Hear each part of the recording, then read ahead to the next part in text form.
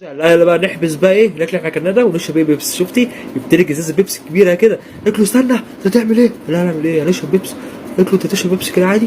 استنى بس عشان خاطر اكتشفت حاجه. ده بعد ما تشرب بيبسي ايه في حاجه كده بتحصل. لا ايه بيبسي ماله؟ قولي لي. قالت له لا لا في حاجه كده يعني ايه. فانا اكتشفتها. لا لا ايه ده انا متجوز عبقريه ولا ايه؟ شكلي كده متجوز عبقريه. شكلي كده هتطلع عبقريه.